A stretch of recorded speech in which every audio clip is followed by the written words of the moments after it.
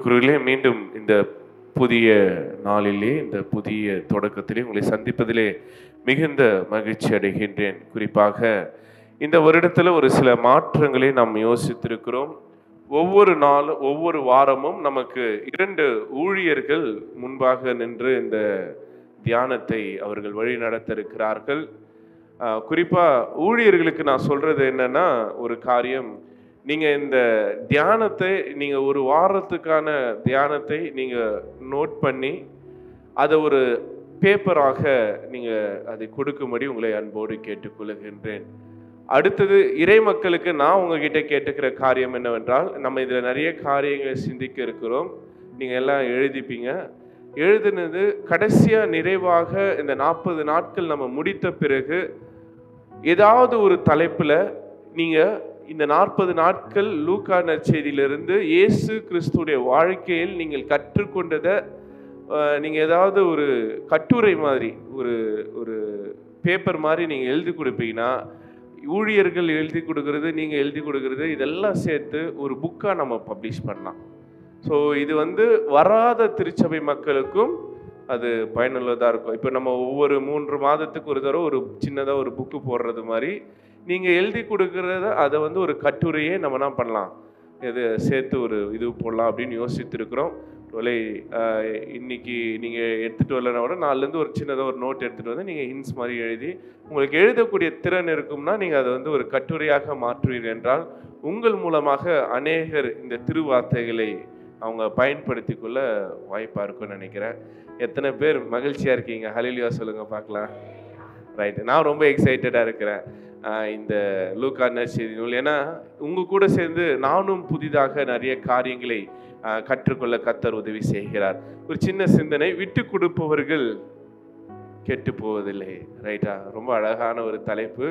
So இன்னைக்கான பகுதிக்கு அது ஒரு சின்னதாக ஒரு ஆப்டாக இருக்கும் அப்படின்ற மாதிரி யோசித்திருக்கிறேன். குறிப்பாக ஒரு அரசர், ஒரு ராஜா, அந்த ராஜா தன்னுடைய அமைச்சர் இடத்துல இப்படியாக ஒரு கேள்வியை கேட்கிறார். அதாவது, இந்த உலகத்தில் நாய்கள் அப்படின்றது பார்த்தீங்கன்னா ரொம்ப அதிகமாக இருக்குது, ஆனால் ஆடுகள் பார்த்தீங்கன்னா ரொம்ப குறைவாக தான் இருக்குது. ஆனால் நாய்கள் எப்பொழுதுமே தனித்தனியாக தான் இருக்குது, ஆனால் ஆடுகள் எப்போவுமே கூட்டமாக இருக்குது. ஏன் அப்படின்னு ஒரு கேள்வி எழுப்புறார். அதுக்கு மந்திரி அந்த அமைச்சர் சொல்கிறாரு, எனக்கு ஒரு நாள் அவகாசம் கொடுங்க, இதுக்கான பதிலை நான் உங்களுக்கு கொடுக்குறேன் அப்படின்னு ராஜாவிடத்துல சொல்லிட்டு, அன்றைக்கி இரவு அமைச்சர் என்ன பண்ணுறாருன்னா, ஒரு அறையில் 20 நாய்களை ஒன்றா வைத்து அதுக்கு ஒரு பெரிய துண்டு கறியை உள்ளே போட்டார். அதே போல் இன்னொரு அறையில், இன்னொரு ரூமில் 20 ஆடுகளை உள்ளே வைத்து அதுக்கு தேவையான அந்த புல்லுக்கட்டு, வைக்கோல் எல்லாத்தையும் உள்ளே வச்சுட்டார். மறுநாள் ராஜாவை கூட்டிகிட்டு வந்து காட்டுறாரு. முதல் அறையில் போய் பார்த்தா எல்லா நாய்களும் அடிபட்டு கடிப்பட்டு அப்படியே ரத்தம் ஒழுவ இருக்குது. ஆனால் அந்த கறி அப்படியே தான் இருக்குது. ஏன்னா ஒரு நாய் என்ன பண்ணியிருக்கு, மற்றொரு நாயை சாப்பிட விடாமல் பண்ணிடுச்சு. அதே ஆடுகளுக்குள்ளே போய் பார்த்தா ஆடுங்க நல்லா சாப்பிட்டு ஒன்று மேலே ஒன்று பத்து ரெஸ்ட் எடுத்துகிட்டு இருக்கு. அப்போ தான் அந்த ராஜாவை பார்த்து அமைச்சர் சொன்னார், இதுதான் ராஜாவே காரணம். ஏன்னா நாய்கள் விட்டு கொடுக்கறது கிடையாது, ஆனால் ஆடுகள் விட்டு கொடுத்து சாப்பிட்றதுனால அது மகிழ்ச்சியாக இருக்குது, கூட்டமாக இருக்குது அப்படின்னு சொல்கிறார். பல நேரங்களில் இது ரொம்ப முக்கியமான ஒன்றாக இருக்கிறது. விட்டு கொடுக்கறது மனசு நமக்கு ரொம்ப முக்கியமானதாக இருக்கிறது. இந்த லெந்து நாட்களில் நம்மக்கிட்ட இருக்கிறவைகள் பெருசு கிடையாது, நம்மக்கிட்ட இருக்கிறதெல்லாம் சின்ன சின்ன விஷயங்கள் தான். ஆனால் அந்த சின்ன விஷயங்கள் கூட மற்றவர்களோடு நம்ம பகிர்ந்து நம்ம விட்டு கொடுத்து வாழும்போது நம்முடைய வாழ்க்கை ஒரு முன்னுதாரணமாக ஆசீர்வாதம் நிறைந்ததாக இருக்கிறது. எல்லாமே நமக்கு தான் அப்படின்னு நம்ம என்னைக்கு யோசிக்கிறோமோ அன்றைக்கி தான் நிறைய பிரச்சனைகளை நாம் ஃபேஸ் பண்ண வேண்டியதாக இருக்குது. ஒரு சின்ன சிந்தனையோடு நம்ம இந்த லூக்கா நற்செய்திக்குள்ளாக கடந்து செல்லலாம்.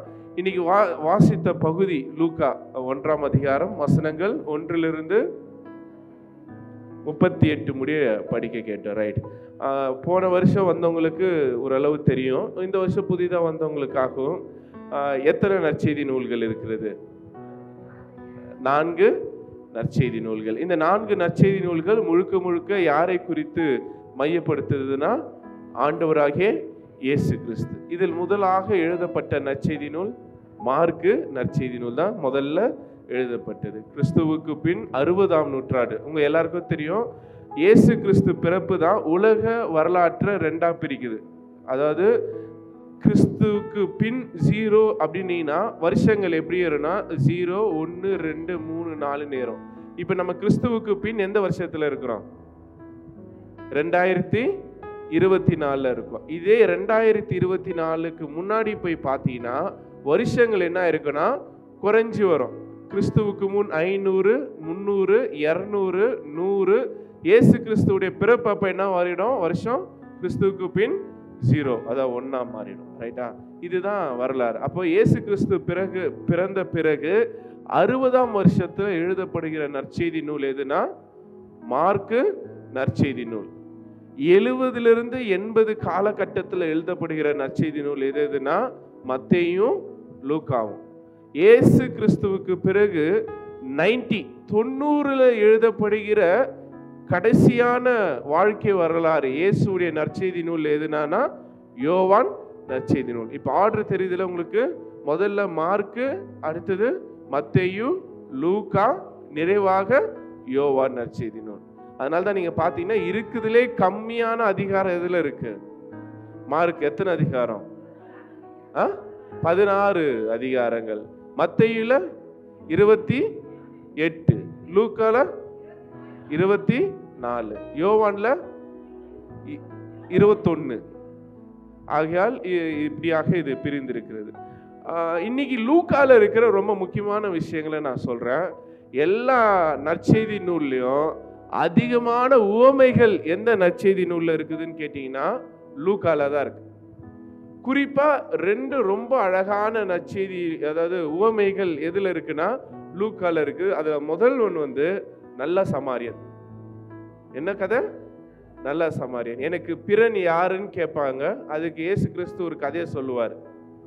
இந்த அடிப்பட்ட மனுஷனுக்கு யாரு பிறனா இருந்தது? முதல்ல வந்தவர் யாரு? ஆசாரியன். 2வது வந்தவர் லேவியன். 3வது வந்தவர் சமாரியன். ஆசாரியன், லேவியன், இவங்க 2 பேருமே யூதர். அடிபட்டிருக்கிறவனும் ஒரு யூதன். ஆனால் ஒரு யூதனுக்கு ஒரு யூதன் உதவி செய்யாமல் யூதனுக்கு யார் உதவி செய்கிறார் என்றால் தீட்டாக கருதப்பட்ட ஒரு சமாரியன். இதுல லூக்கா நற்செய்தி நூல்ல ரொம்ப அழகான உவமைகள் இருக்கும் அப்படின்னு சொன்னா முதல் ரொம்ப அழகான ஒரு உவமை நல்ல சமாரியன். 2வது உவமை ஒரு மகன் அப்பா கிட்ட இருந்து சொத்தை பிரித்து எடுத்துட்டு போறாரு. அதெல்லாம் செலவு பண்ணிட்டு கடைசியில பணம் இல்லாம பன்றிகளுடைய உணவை அந்த தவிட சாப்பிட்றாரு. திருப்பி அப்பாவிடத்துல வர்றாரு. யார் அவரு? அவர் யாரு? மனம் திரும்பிய மைந்தன். மனம் திரும்பிய மைந்தன். நான் படித்த அந்த புத்தகத்துல அவருக்கு என்ன பேர் கொடுக்குறாங்கன்னா இந்த உவமைக்கு நல்ல தகப்பன் அப்படின்ற ஒரு உவமை கொடுத்துருக்காங்க. பொதுவாகவே நம்ம பையனை தான் கான்சன்ட்ரேட் பண்றோம். ஆனா உண்மையிலே அங்க பாராட்ட வேண்டியது யாரை பத்தினா அப்பா பத்தி தான். பையன் எத்தனை முறை தவறு செய்தாலும், பையன் எவ்வளவு பெரிய துர்மார்க்கனாய் வாழ்ந்தாலும் அப்பா அத்தனை முறையும் பையன் என்ன பண்றாரு? மன்னித்து ஏற்றுக்கொள்கிறார். அப்பனா நம்முடைய பரமபிதாவும் நம்மை அது போலதான். நம்ம எவ்வளவு பெரிய சேற்றில் விழுந்திருந்தாலும் பன்றிகளோடு நாம் வாழ்ந்து கொண்டு பன்றிகளை போல் நாம் மாறி இருந்தாலும் ஓடி வந்து அவர் நம்மை கட்டிப்பிடித்து நம்மை அரவணைத்து நமக்காக நாம் மனம் திரும்பியது கொண்டாடும்படியாக பிதாவானவர் நமக்கு என்ன ஏற்படுத்துறாரு? ஒரு பெரிய விருந்தை ஏற்படுத்தி தன்னுடைய அடையாளமான மோதிரத்தை நமக்கு கொடுக்கிறவராக இருக்கிறார். ஸோ இந்த 2 அழகான இது போல நிறைய அழகான உவமைகள் லூக்கா நற்செய்தி நூல்ல தான் இருக்கு. மத்தேயுலயும் கிடையாது, மார்க்லயும் கிடையாது, யோவான்லயும் கிடையாது. அதனால லூக்கா உவமைகளுக்கு ரொம்ப ஸ்பெஷலிஸ்டாக, இங்கிலீஷ்ல அதுக்கு பேரபிள் அப்படின்னு சொல்லுவாங்க. ரைட்டுங்களா? அடுத்தது ரொம்ப அழகான ஒரு புத்தகம், ரொம்ப அழகான ஒரு ஆசிரியர். யாரு? லூக்கா. அது எழுது லூக்கா தான். இன்னொன்று சொல்றாங்கன்னா லூக்கா ஒரு அழகான ஓவியர் கூட. லூக்கா ஒரு அழகான ஓவியர் கூட. அவர் அன்னை மரியாளுடைய ஒரு ஓவியத்தை வரைந்திருக்கிறார். அந்த ஓவியம் இன்னைக்கும் ஸ்பானிஷ் திருச்சபைகளில் காணப்படுகிறது, லூக்கா வரைந்த ஓவியங்கள். அடுத்தது லூக்கா தான் பார்த்தீங்கன்னா இந்த 3 நற்செய்தி நூல்கள் மார்க்கு, மத்தேயு, யோவான் இவங்களை எல்லாரை விட லூக்கா மட்டும்தான் புறையினத்தார், யூதர் அல்லாதவர். அப்ப மத்தேயு யாரு? யூதர். மார்க் யாரு? யூதர். யோவான் யாரு? யூதர். ஆனால் லூக்கா மட்டும்தான் யூதர் கிடையாது. அவர் புற இனத்தார், ஜென்டைல் அப்படின்னு சொல்லுவாங்க, புற இனத்தாரை சார்ந்தவர். அதனால இது ரொம்ப ஸ்பெஷலான ஒரு மனிதராக இருக்கிறார். அடுத்தது லூக்கா என்ன தொழில் செய்துட்டு இருந்தாரு? மருத்துவர். அவர் ஒரு டாக்டர். கொலோசியர் 4ஆம் அதிகாரம் 14ஆம் வசனத்தை எடுத்து வாசிங்க. கொலோசியர் 4:14. பிரியமான வைத்தியனாகிய லூக்காவும். அப்போ லூக்கா அடிப்படையிலே அவர் ஒரு டாக்டராக மருத்துவ பணி செய்து வருகிறார். குறிப்பாக இயேசுடைய ஊழியத்தை, மருத்துவ ஊழியத்தை செய்தவராக இருக்கிறார். ஒரு பக்கம் மருத்துவமும் பார்த்துட்டு இருக்கிறாரு, ஒரு பக்கம் ஊழியத்தையும் லூக்கா செய்து வருகிறதாக இருக்கிறது. இந்த லூக்கா நற்செய்தி நூலை லூக்கா யாருக்கு எழுதுறாரு? முதல் அதிகாரம் முதல் வசனம் அழகா சொல்லுகிறது, மகா கணம் பொருந்திய தியோஃபிலோ. அப்படின்னா இங்கிலீஷ்ல தியோஃபிலஸ் அப்படின்ற பேர் சொல்றாங்க. இந்த தியோஃபிலஸ் யாருன்னா, அதுக்கு முன்னாடி ஒரு வார்த்தை கொடுக்கப்படுகிறது, மகா கணம் பொருந்தியவர்கள். யாரை மகா கணம் பொருந்தியவர்கள் என்று நம்ம கூப்பிடுவோம்? உயர்ந்த அதிகாரத்தில் இருக்கிறவங்க, ஒரு ஜட்ஜு, இல்லைன்னா ஒரு ஐஏஎஸ், இல்லை ஒரு பெரிய கலெக்டரு, அந்த மாதிரி பெரிய ரேங்க்ல இருக்கிறவங்க. இதுக்கு முன்னாடி ஆங்கிலேயர் இருக்கும்போது பெரிய பெரிய அதிகாரிகளை லார்டுன்னு கூப்பிடுவாங்க. லார்ட் யார்? டல்லோசி, லார்ட் மவுண்ட் பேட்டன் அப்படின்னு சொல்லி கூப்பிடுறது போல, மோஸ்ட் எக்ஸலண்ட்ன்ற வார்த்தை ரோம அரசாங்கத்தில் உயர் பதவியில் இருக்கிறவர்களுக்கு கொடுக்கப்படுகிற ஒரு பேர். அப்போ லூக்கா நற்செய்தி நூலை லூக்கா ஒரு லெட்டராக எழுதுறாரு. யாருக்கு எழுதுறாருன்னா, இயேசுவின் மீது அன்பு கொண்ட, வேறு மதத்தை சார்ந்த, வேறு மொழியை சார்ந்த, வேறு கலாச்சாரத்தை சார்ந்த இந்த ரோம அதிகாரிக்கு யார் எழுதுறாரு? லூக்கா எழுதுறாரு. அப்படின்னா நான் லூக்கா அவருக்கு கற்றுத்தரார். யாரை பத்தி? இயேசுவை பற்றி. தியோஃபிலஸ்க்கு என்ன பண்றாரு? அவருடைய வாழ்க்கை வரலாறை எழுதி ஒரு கடிதமா கொடுக்கிறார். நீ இந்த கடிதத்தை படித்து நீங்க என்ன பண்ணுங்க, இயேசுவை பற்றி அறிந்து கொள்ளுங்கள் சொல்லு. அந்த ரோம அரசாங்கத்தில் வேலை செய்து கொண்டிருக்கிற தியோஃபிலுக்கு யார் எழுதுறாரு? லூக்கா எழுதுகின்ற நற்செய்தி நூலாக இருக்கிறது. ரைட்டுங்களா? அடுத்தது பார்த்தீங்கன்னா, நீங்க நிறைய இடங்கள்ல இந்த சிலுவை இருக்குங்களா, சிலுவை, இந்த சிலுவையுடைய டிராயிங் நீங்க எங்கன்னா பார்த்தீங்கன்னா, அந்த சிலுவைக்கு 4 பக்கத்துல 4 மிருகங்கள் இருக்கும், 4 உருவங்கள் இருக்கும். நீங்க எங்கன்னா அந்த சர்ச்சிங்கள எல்லாம் போய் பாருங்க, நம்மதுல எங்க இருக்காது. இந்த ஆல்டர் கிளாத்ல எல்லாம் பார்த்தீங்கன்னா சிலுவை இருக்கும். சிலுவை பக்கத்துல 4 மிருகங்கள் இருக்கும்.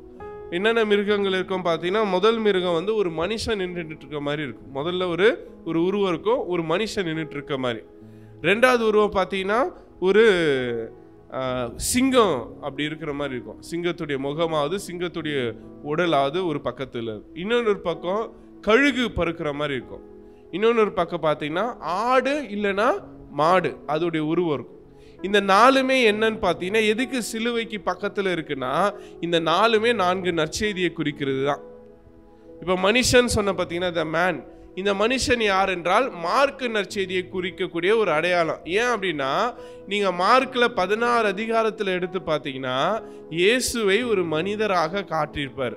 அவர் ஏதோ கடவுள் மாதிரியோ அற்புதங்களை செய்கிறவர் மாதிரியோ இல்லை, சாதாரண ஒரு மனிதர். நம்முடைய பாவங்களுக்காக அவர் சிலுவை சுமந்தார் அப்படின்றத மார்க்கு நற்செய்தி காட்டும். அதனாலதான் மார்க்குக்கு எது அடையாளம்னா மனித அடையாளம். அடுத்தது சிங்கம். சிங்கம் எதுக்கு அடையாளம்னா மத்தேயு நற்செய்தி நூலுக்கு அடையாளம். ஏன்னா மத்தேயு யாரு? அவர் ஒரு யூதர். அவருடைய நோக்கம் என்னவென்றால், இயேசு யூதர்களின் மெசியா, யூதர்களுக்காக அவர் பிறந்தார் அப்படின்றது தான் யாருடைய நோக்கம்? மத்தேயுடைய நோக்கம். அதனாலதான் மத்தேயுல பாத்தீங்கன்னா இயேசுடைய பட்டியல் வரும். எங்கிருந்து வரும்? யார்ல இருந்து வருது பட்டியல்? ஆபிரகாம்ல இருந்து வருது. பொதுவாகவே ஒரு நல்ல யூதனா இருக்கிறான், அவன் கலப்பில்லாத யூதனா இருக்கிறான் என்றால் அவனுடைய பட்டியல் எங்க ஆரம்பிச்சிருக்கணும்னா ஆபிரகாம்ல இருந்து ஆரம்பிக்கணும். அதனாலதான் என்ன பண்றாரு, இவர் கஷ்டப்பட்டு அந்த பட்டியலை கொண்டு வரார். எங்கிருந்து? ஆபிரகாம்ல இருந்து யோசேப்பு வரை அவர் கொண்டு வருகிறார். ஏன்னா மத்தேயுடைய நோக்கம் என்னவென்றால், இயேசு யூதர்களுடைய ராஜான்னு சொல்லணும்ன்றதுதான் அவருடைய நோக்கமா இருக்கிறது. அதுக்கு அடுத்தது கழுகு. கழுகு எதுக்கு அடையாளம்னா, கழுகு எங்க பறக்கும்? எல்லா பறவைகளை காட்டிலும் உயர்வாக இருக்கும். அடுத்தது கழுகு தன் கண்களால சூரியனை பார்க்கிற அளவுக்கு அதுக்கு ஆற்றல் இருக்கிறது. இந்த கழுகு எதற்கு அடையாளம் என்றால் யோவான் நற்செய்தி நூலுக்கு அடையாளம். ஏன்னா யோவான் நற்செய்தி நூல் பார்த்தீங்கன்னா மற்ற 3 நூல் போல இருக்காது. மத்தேயு, மார்க், லூக்கா போல இருக்காது. அதில் இயேசுடைய பிறப்பு பற்றியே இருக்காது. நேராக எதை பற்றி ஆரம்பிக்கும்னா வார்த்தை பற்றி தான் ஆரம்பிக்கும். ரொம்ப தியாலஜிக்கலாக இருக்கும். இயேசுடைய டீச்சிங் தான் அதிகமாக இருக்கும். 7 நானேன்ற சொற்கள் எங்கே தான் இருக்கிறது? யோவானில் தான் இருக்கிறது. அதே போல் யோவானில் பார்த்தீங்கன்னா இயேசுடைய ஜெபம் ரொம்ப பெருசாக இருக்கும். இயேசு கற்றுத்தந்த போதனைகளை ரொம்ப பெருசாக காமிச்சிருப்பாங்க. அப்படின்னா அர்த்தம்னா கழுகு எப்படி உயர்வாக இருக்குதோ அது போல் யோவான் நற்செய்தி நூலில் இயேசுடைய போதனைகள் ரொம்ப உயர்வாக காட்டியிருப்பார்கள். இயேசுடைய டீச்சிங் தான் அதிகமாக இருக்கும். யோவான் நற்செய்தி நூலில் அற்புதங்கள் எல்லாம் ரொம்ப கம்மியாக தான் இருக்கும். ஒரு 4-5 அற்புதம் தான் இருக்கும். ரைட்டுங்களா? கடைசியாக பார்த்தீங்கன்னா லூக்கா நற்செய்தி நூல். லூக்கா நற்செய்தி நூலுக்கு எது அடையாளம்னா ஆடு இல்லைன்னா மாடு. ஆடு மாடு எதுக்கு அடையாளம்? ஆடு மாடு எதுக்கு அடையாளம்? பலி செலுத்துகிறதுக்கு அடையாளம். அப்ப லூக்கா எழுதப்பட்டது நோக்கம் என்னவென்றால் இயேசு நமக்காக அடிக்கப்படுகிற ஆட்டுக்குட்டியாக, அடிக்கப்படுகிற கன்றுக்குட்டியாக அவர் மாறி இருக்கிறார். அவர் நம்முடைய பாவங்களை சுமக்கின்ற மீட்பர் அப்படின்ற செய்தி தான் எதுல வருது? இந்த லூக்கால வருது. அதனால தான் அதுக்கு அடையாளமாக ஆட்டுக்குட்டியாவது கண்ணுக்குட்டியாவது அடையாளப்படுத்தி வைத்திருப்பார்கள். இதுதான் இந்த 4 நற்செய்தி நூல்களுடைய அடையாளமாக இருக்கிறது. இப்ப அடுத்தது லூக்காவுடைய வரலாற்றுல பார்த்தீங்கன்னா லூக்காவும் பவுலும் ஒன்னா ஊழியம் செய்திருக்கிறாங்க. நீங்க அப்போஸ்தலர்ல பார்த்தீங்கன்னா லூக்காவும் பவுலும் ஒன்றாக பயணப்பட்டதாக இருக்கும். இப்ப இன்னொரு கேள்வி, அப்போஸ்தலர் நடவடிக்கைகளை எழுதினது யாரு? பவுலா? லூக்கா தான் எழுதியிருக்கார். அப்போ லூக்கா எழுதின நற்செய்தி புத்தகங்கள் எத்தனைன்னா 2. ஒன்று லூக்கா நற்செய்தி நூல், இன்னொன்று அப்போஸ்தலர் நடவடிக்கைகள். ஏன்னா அப்போஸ்தலர் தான் பவுலுடைய வாழ்க்கை வரலாறு, அப்போஸ்தலர்களுடைய வாழ்க்கை வரலாறு வரும். பவுல் பிற்காலத்தில் தான் வந்தார். அதனால முற்காலத்தில் நடந்ததெல்லாம் பவுலுக்கு தெரிந்திருக்காது. லூக்கா தான் என்ன பண்ணியிருக்காரு? அப்போஸ்தலர் நடவடிக்கைகளை எழுதியிருக்கிறார். ரைட்டுங்களா? அடுத்தது லூக்கா 3ஆம் அதிகாரம் முதல் வசனத்தை எடுத்து பாருங்க. லூக்கா 3:1. திபேரியாவின் ராஜபாரியம் பண்ணின 15ஆம் வருஷத்துல பொந்தி பிலாத்து. இப்போ இந்த வரலாறு வேற எதுலையுமே இருக்காது. மத்தேயு கதை மாதிரி சொல்லியிருப்பாரு இயேசுடைய வாழ்க்கை வரலாறு. மார்க்கு அந்த வரலாற்றை ரொம்ப டச் பண்ணி இருக்க மாட்டாரு. ஆனா லூக்கா எந்த வருஷம்னு கரெக்டா சொல்றாரு. அப்படின்னா என்ன அர்த்தம்னா அவர் ஹிஸ்டரிய கரெக்டா எழுதியிருக்கிறாருன்னு அர்த்தம். அதாவது இயேசு கிறிஸ்து அவருடைய வாழ்க்கை பிறக்கும்போது பிலாத்து அரசான்ற போது எந்தெந்த பகுதியில யார் கவர்னரா இருந்தாங்க, யார் ராஜாவா இருந்தாங்க, மொத்த விஷயத்தையும் இந்த 3ஆம் அதிகாரம் முதல் வசனத்துல லூக்கா சொல்றாரு. மறுபடியும் வாசிங்க.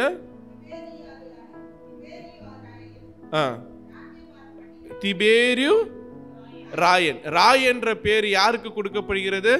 ராஜாவுக்கு கொடு. அதுதான் இயேசு ஒரு இடத்துல சொல்லுவாரு, ராயனுடையதே ராயனுக்கும் தேவனுடையதே தேவனுக்கும் கொடுங்கள். ராயன் என்பவன் யார் என்றால் ராஜா. அப்போ சீசர் யாராக இருந்திருக்கிறார் என்றால் திபேரு. பொதுவாகவே சீசர் என்ற பேரு யாரெல்லாம் ராஜாவா இருக்கிறாங்களோ அவங்களுக்கு கொடுக்கப்படுகிற பேராக இருக்கு. இப்ப யாருடைய காலகட்டத்தில் இது நடக்கிறது என்றால் திபேரு என்கின்ற ரோம அரசின் காலகட்டத்தில் இந்த நிகழ்வு நடைபெறுகிறது. அப்போ யார் ஆளுநராக இருக்கிறாருன்னு பாத்தீங்கன்னா ஒரு புறத்துல பிலாத்து இருக்கிறார். அடுத்தது வாசிங்க. யூதேயாவுடைய அரசர், யூதேயாவுடைய கவர்னர் யாருன்னா பிலாத்து. அடுத்தது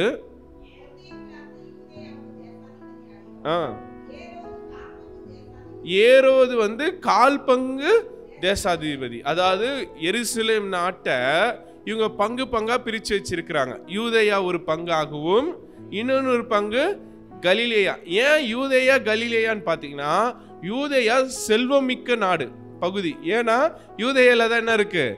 எருசலேம் தேவாலயம் இருக்குது. கலிலேயால யார் இருக்கிறா?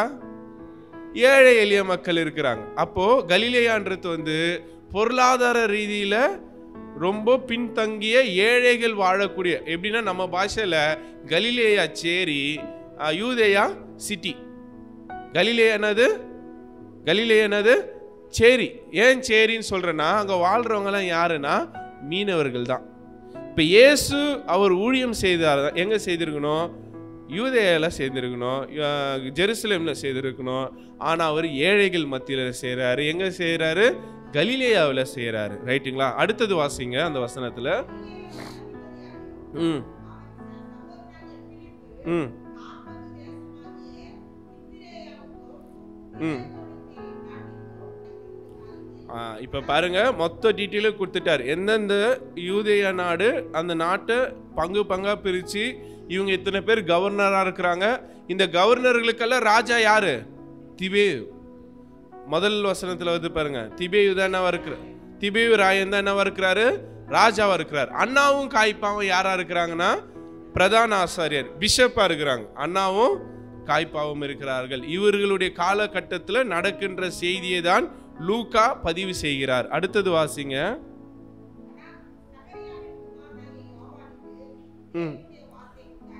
ஓகே, இப்போ இதெல்லாம் வந்து யோவானுக்கு வருகின்ற வார்த்தை அப்படின்னு சொல்லி முடிகிறாங்க. அடுத்தது இந்த லூக்கா நற்செய்தி நூலை சொல்லுவார்கள் என்றால் இது புறஜாதி மக்களுக்கான நற்செய்தி நூல் அப்படின்னு சொல்லுவாங்க. மத்தேயு, மார்க்கு, யோவான் எல்லாம் யூதர்களுக்கு முக்கியத்துவமானது. ஆனால் இந்த லூக்கா அப்படின்றது வந்து புற இனத்தாருக்கான நற்செய்தி அப்படின்னு சொல்லுவாங்க. இதில் அடுத்தது பார்த்தீங்கன்னா இதில் வந்து எல்லோருக்குமான இரட்சகர் இயேசு என்பதை லூக்கா என்ன பண்ணியிருப்பாரு? அங்கங்கே காட்டியிருப்பார். இது வந்து ஒரு பொதுவான ஒரு அறிமுகம். நான் இதோட இது நிறுத்திக்கிறேன். ஒருவேளை இன்னும் லூக்கா புக்கை குறித்து நிறைய இருக்கிறது. இன்னைக்கு டெக்ஸ்ட்டுக்குள்ளே நம்ம போகிறோன்னா அதிகமாக டைம் ஆயிடுச்சு. இந்த லூக்கா 1ஆம் அதிகாரம் 1-38 வரை பார்த்தீங்கன்னா இயேசு சாமியோடைய பிறப்பும் அவருடைய வரலாறும் இதில் அடங்கி இருக்கிறது. 1ஆம் வசனத்திலிருந்து 38ஆம் வசனம் வரை. ரைட்டுங்களா? இப்போ இந்த நற்செய்தி நூல்ல ரொம்ப ஸ்பெஷல் என்னன்னா லூக்கா தானே எழுதினது போல சொல்றார். அந்த 3ஆம் வசனத்தை எடுத்து வாசிங்க. எல்லாவற்றையும் நான் என்ன பண்ணிருக்கிறேன்? விசாரித்து அறிந்திருக்கிறேன். இந்த வார்த்தை மற்ற எந்த புக்லயும் வராது. அப்படின்னா தானா இவர் கட்டுக்கதைகளாலும் காதுகளை கேட்ட ஸ்டோரி எல்லாம் எழுதல. இவர் கண்ணார பார்த்து இவர் விசாரித்து எழுதுகிறார். அப்படின்னு அர்த்தம்னா he is authentic what he is writing. அவர் என்ன எழுதுகிறார் என்பதை குறித்து அவருக்கு ப்ரூஃப் இருக்கிறது. நிறைய பேர் இஷ்டத்துக்கு அடிச்சு விடுவாங்க பாருங்க, அந்த மாதிரி எல்லாம் யார் பண்ணல? லூக்கா பண்ணல. அவர் எல்லாவற்றையும் விசாரித்து ஆலோசனை பண்ணி தான் என்ன பண்ணியிருக்கிறாரு? எழுதியிருக்கிறார். அடுத்தது வாசிங்க. ஓகே, அதை தான் நான் என்ன பண்ணியிருக்கேன்? உங்களுக்கு எழுதியிருக்கிறேன்னு சொல்றாரு. ரைட்டுங்களா? இப்போ 5ஆம் வசனத்துக்குள்ளாக நீங்க வந்தீங்கன்னா ஒரு குழந்தை பிறக்கிறது. இந்த குழந்தை யாருடைய குழந்தை? சகரியா எலிசபெத்துடைய குழந்தை. அந்த குழந்தை யாரு? யோவான் ஸ்தானகன். அது இயேசு கிறிஸ்து கிடையாது. நிறைய பேர் கன்ஃபியூஸ் ஆயிருது. என்னன்னா இந்த குழந்தையுடைய வரலாறு உனக்கு அப்படின்னும் போது எல்லாம் எதை யோசிக்கிறாங்க? இயேசுவை யோசிக்கிறாங்க. அந்த இயேசுவை பற்றி முன்னறிவிக்கப்படல. அங்க யோவான் ஸ்தானகனை பற்றி தான் முன்னறிவிக்கப்படுகிறது. அதுல வர முக்கியமான மனிதர் யார் என்றால்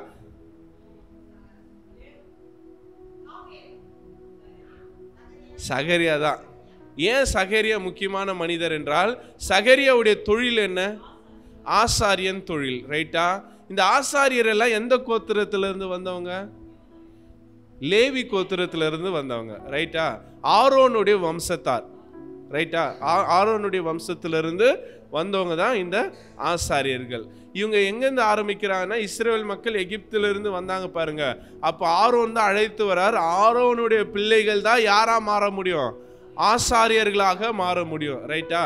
இப்போ இந்த ஆசாரியர்கள் பார்த்தீங்கன்னா மொத்தம் 24 பிரிவா இருக்கிறாங்க. எத்தனை பிரிவா இருக்கிறாங்க? 24 பிரிவுகள். ரைட்டா? இந்த ஆசாரியர்களுக்குள்ளதான் பெண் கொடுப்பாங்க, பெண் எடுப்பாங்க. வெளி கோத்திரத்துல கலக்க மாட்டாங்க. எப்படி நம்ம பார்ப்பனியத்துல பார்ப்பனர்கள் இருக்காங்க பாருங்க, அவங்க அந்த ஜீனியாலஜியை காப்பாத்துகிறார்களோ அது போல ஆசாரியர்கள். ஏன்னா இவங்க பரிசுத்த கூட்டம்ன்றதுனால இவங்க மற்றவர்களோடு என்ன பண்ண மாட்டாங்க? ஆசாரியர்கள் கலக்க மாட்டாங்க. அடுத்தது ஆசாரியர்கள் பார்த்தீங்கன்னா 24 பிரிவா இருக்கிறாங்க. ஏனென்றால் கிட்டத்தட்ட 20,000 ஆசாரிகள் வேலை செய்யறாங்க. எங்க? எருசலேம் தேவாலயத்தில். அப்படின்னா என்னன்னா ஒரு நாளைக்கு 2 குழுக்கு ஷிஃப்ட் போடுவாங்க. ஒரு நாளைக்கு 2 குழு ஷிஃப்ட் போட்டாங்கன்னா இந்த 20,000 பேரை 24 குழுவா பிரிச்சாங்கன்னா ஒரு குழுவில் குறைஞ்சது எத்தனை பேர் இருப்பாங்க? ஒரு 200 பேர் 100 பேர் அவ்வளோ பேர் இருப்பாங்க. இத்தனை ஒரு நாளைக்கு 400-300 பேர் ஆசாரியர்கள் வேலை செய்யும் போது ஒரு நாளைக்கு 2 வாட்டி தான் பலியிடுவாங்க. எத்தனை வாட்டி? 2 வாட்டி. காலையில் ஒரு பலி, சாயங்காலம் ஒரு பலி. அப்போ அந்த பலியிடுறது எப்படி இந்த 200 பேரில் செலக்ட் பண்ணுவாங்கன்னா சீட்டு போடுவாங்க. நாளைக்கு யார் பலியிட போகிறாங்கன்னு ஒரு குழுவில் ஒருத்தருக்கு காலையில் ஒரு ஷிஃப்ட்டு, ஈவினிங் ஒரு ஷிஃப்ட்டு. காலையில் இருக்கிற அந்த 200 பேருக்கு ஒரு சீட்டு போடுவாங்க. அப்படி சீட்டு போடும்போது யார் பேர் வருதோ அவர் தான் அன்றைக்கி என்ன பண்ண முடியும்? பலி செலுத்த முடியும். ரைட்டா? இப்போ இந்த நல்ல சமாரியன் கதை சொன்ன பார்த்தீங்களா? இந்த நல்ல சமாரியன் கதையில ஏன் அந்த ஆசாரியனும் ஏன் அந்த லேவியனும் அந்த மனுஷனை தொடாம போயிருப்பாங்கன்னு யோசிச்சிருக்கீங்களா? காரணம் என்னன்னா, அவங்க தேவாலயத்துக்கு போறாங்க. வருஷத்துக்கு ஒரு முறை தான் அவங்களுக்கு பலி செலுத்துறதுக்கான வாய்ப்பு இருக்கு. இப்போ இந்த ஆள் உயிரோடு இருக்கிறானா இல்லையான்னு தெரியாது அவங்களுக்கு. இவங்க தெரியாம தொட்டுட்டானா இவங்க என்ன ஆயிடுவாங்க? செத்துட்டு இருந்தானா தீட்டாயிடுவாங்க. இவங்களால என்ன பண்ண முடியாது? பலி செலுத்த முடியாது. நிறைய கோட்பாடுகள், நிறைய சட்ட திட்டங்கள் வச்சிருக்கிறாங்க. சகரியாவுக்கு ஒரு மிகப்பெரிய பிரச்சனை இருக்கிறது. என்னன்னா 7 நபர்கள் ஆசாரியனாக இருக்க முடியாது. அதுல 2 முக்கியமானது என்னன்னா, பொண்டாட்டி இல்லாதவன் ஆசாரியனாக இருக்க முடியாது. யார் இல்லாதவன்? மனைவி இல்லாதவன் ஆசாரியனாக இருக்க முடியாது. அது மாதிரி 7 குறிப்பு வச்சிருக்கிறாங்க. அது 2வது குறிப்பு என்னன்னா, குழந்தை இல்லாதவன் ஆசாரியனாக இருக்க முடியாது. இப்ப டர்ன் யார் பேர்ல விழுந்திருக்குதுன்னா, சகரியா பேர்ல விழுந்திருக்கு. சகரியா என்ன செலுத்த போறாரு? பலி செலுத்த போறாரு. இப்போ பொதுவாக ஆசாரியர்கள், ஆயர்கள் எல்லாம் பார்த்தீங்கன்னா கயிறு ஒன்று கட்டி இருக்கிறாங்களே, இதுக்கு பேர் என்ன சொல்லுவாங்க? கேர்டுல்வாங்க. இந்த கயிறு எதுக்குன்னா, முற்காலத்துல ஆசாரியன் தான் எங்க வர முடியும்? பலிபீடத்துக்குள்ள வர முடியும். ஆசாரியன் பரிசுத்தம் இல்லாமல் பலிபீடத்துக்குள்ள வந்துட்டானா, அவன் செத்துட்டானா கடவுள் என்ன பண்ணுவார்? அவனை அடிச்சிருவார். அடிச்சிட்டானா அவன் செத்துருவார். அந்த ஆசாரியன் செத்துட்டான். இப்போ யாருமே போய் அந்த பிணத்தை தூக்கிட்டு வர முடியாது. ரொம்ப நேரம் வெயிட் பண்ணி பார்ப்பாங்க. எதுவுமே ஆள் நடமாட்டம் இல்லைன்னா அவங்க இதில் இந்த மணியெல்லாம் கட்டி வச்சிருப்பாங்க. மணி சத்தம் இருந்ததுன்னா ஆசாரியன் உயிரோடு இருக்கிறான். மணி சத்தம் கேட்கல, ஆசாரியன் செத்துட்டா. உடனே என்ன பண்ணுவாங்க? அந்த கயிறு பூச்சி இழுத்து அந்த பிணத்தை வெளியே எடுத்து போட்டுருவாங்க. இப்போ சகரியா உள்ள போயிட்டாரு. சகரியா கிட்ட பதிலே இல்லை. வாசிங்க அந்த பகுதியை.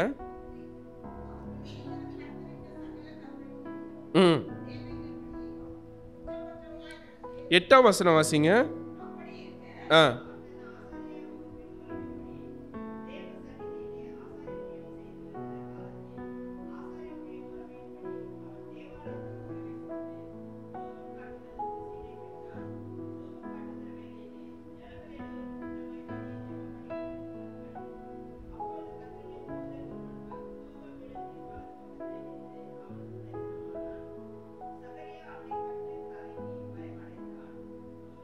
இருபத்தி 1ஆம் வசனத்தை வாசிங்க.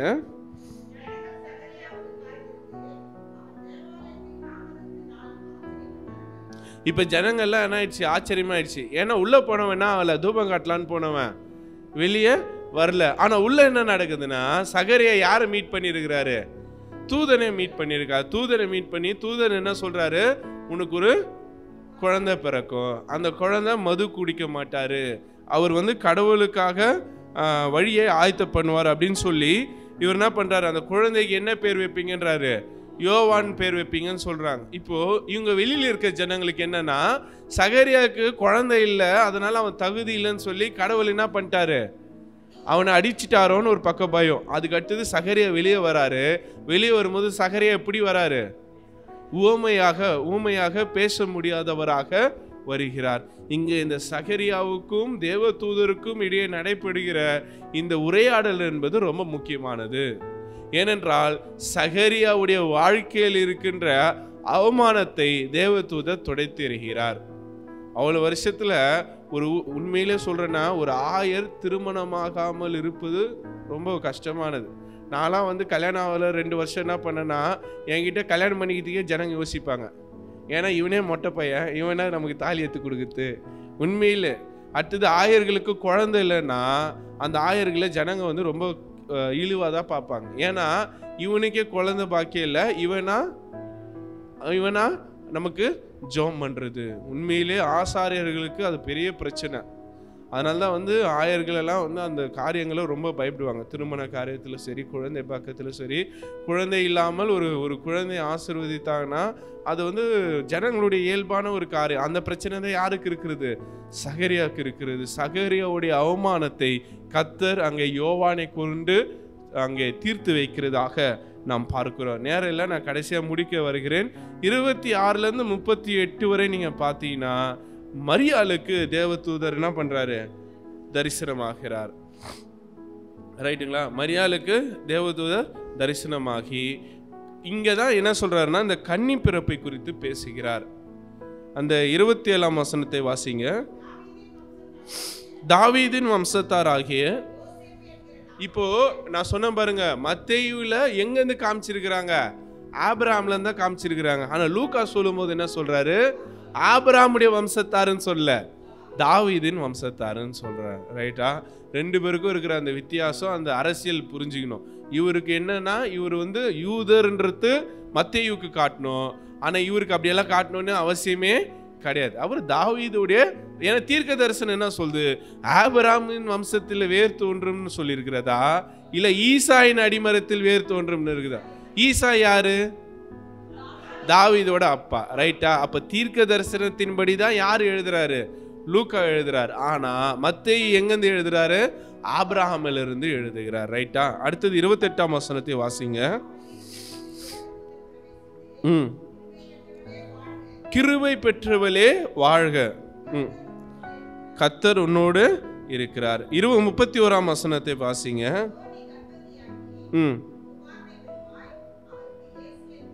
34 வாசிங்க.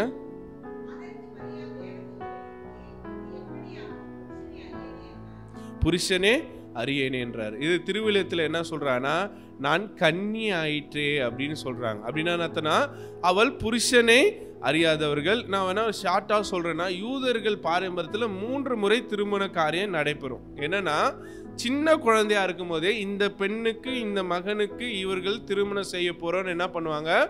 ஒரு ஒப்பந்தத்தை போடுவாங்க. ரைட்டா?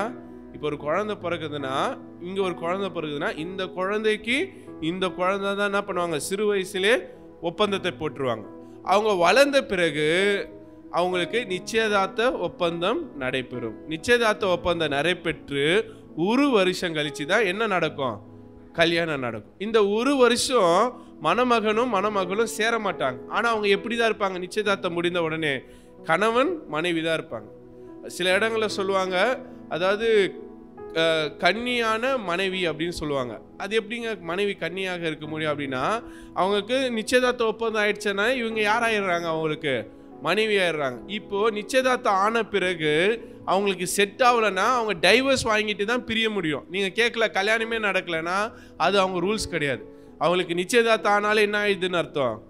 கல்யாணம். அதனால தான் என்ன பண்ணியிருப்பாங்க, இவர் யோசேப்பும் மரியாளுக்கும் என்ன ஆயிருக்காது? கல்யாணம் ஆயிருக்காது. ஆனால் அவரை தள்ளி விடுவதற்கு, அவருக்கு டைவர்ஸ் பண்ணணும்னு யார் யோசிக்கிறாரு? கல்யாணமே அவளை எப்படிப்பா டைவர்ஸ் ஆகினா, நிச்சயதார்த்தம் ஆயிருந்தாலே அவங்களுக்கு என்ன ஆயிடுது? அவங்களுக்கு வந்து டிவோர்ஸ் ஆகி தான் பிரிய முடியும். இப்போ அந்த அம்மா தான் சொல்றாங்க, நான் கன்னியாக இருக்கிறேனே, நான் எப்படி நான் புருஷனே அவங்க கூட நான் சேரலையே அப்படின்னு ஒரு கேள்வியை எழுப்புறாங்க. ரைட்டுங்களா? இப்போ என்ன பண்ணுவாங்கன்னா, 1 வருஷம் கழிச்சு தான் கல்யாணம் பண்ணுவாங்க. கல்யாணம் பண்ண பிறகு தான் இவங்க என்ன பண்ண முடியும்? சேர முடியும். எதுக்கு இந்த 1 வருஷம்னா, இந்த அம்மா கன்னியாக இருக்கிறார்களா இல்லையான்னு பரிசோதிக்கிறதுக்கு தான் இந்த 1 வருஷம். நிச்சயதார்த்தத்துக்கோ கல்யாணத்துக்கோ 1 வருஷம் காரணம் என்னன்னா இதுதான். ரைட்டுங்களா? இப்போ அடுத்தது வந்து 35ஆம் வசனத்தை வாசிங்க.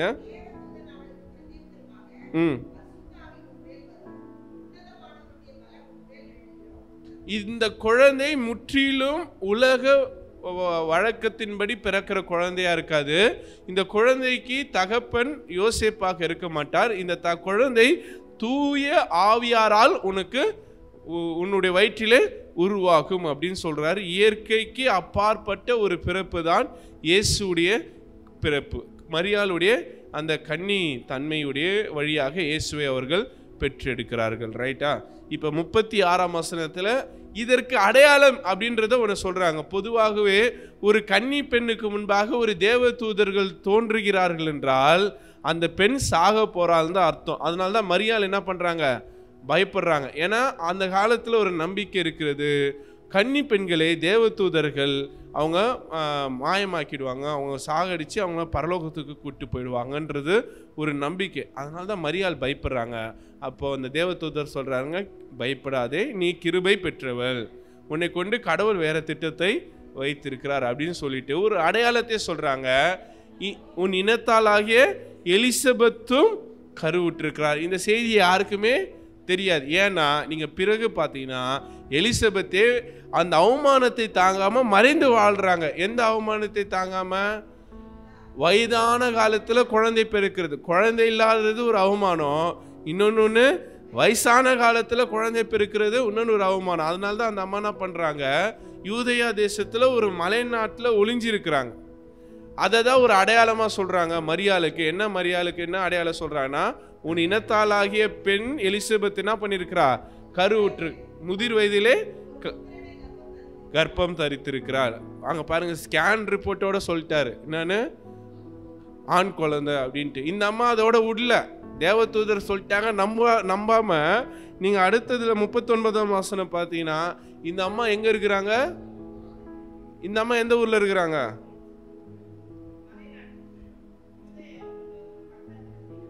அந்த அம்மா யூதேய மலை நாட்டில் இருக்கிறாங்க. இங்க 26ஆம் வசனத்தை வாசிங்க. கலிலேயான்றது என்ன பகுதி? மீன் பிடிக்கிறதுனா அது என்ன பகுதியா இருக்கும்? மீனவர்கள் எங்க இருப்பாங்க? கடலோர பகுதி. எலிசபெத் இருக்கிறது மலைநாடு. கடல்ல இருக்கிறவங்க மலைக்கு நேராய் ஒரு இளம் பெண் தன்னந்தனியாக டிராவல் பண்றாங்க. கிட்டத்தட்ட 15 நாட்கள் டிராவல். எதுக்கு? தேவதூதன் சொன்ன விஷயம் உண்மையா, என் வயிற்றில் வளர்கிறது பரிசுத்த ஆவியானவருடைய குழந்தையான்னு புரிந்து கொள்வதற்காக எலிசபெத்தை போய் பார்க்கிறாங்க. இதுக்கு நாளைக்கு பார்க்கலாம் நம்ம 39ஆம் வசனம். சரிங்களா? ஓரளவு இந்த முதல் அதிகாரத்துடைய பாதியுடைய செய்தியை உங்களுக்கு கொடுத்துருப்பேன் நான் நம்புகிறேன். நீங்கள் தொடர்ந்து நாளைக்கு வரும்போது 39லேருந்து இந்த 80 வரையிலே படிச்சுட்டு வாங்க. நாம் இன்னும் அதிகமாக இதிலிருந்து நாம் கற்றுக்கொள்ளலாம்.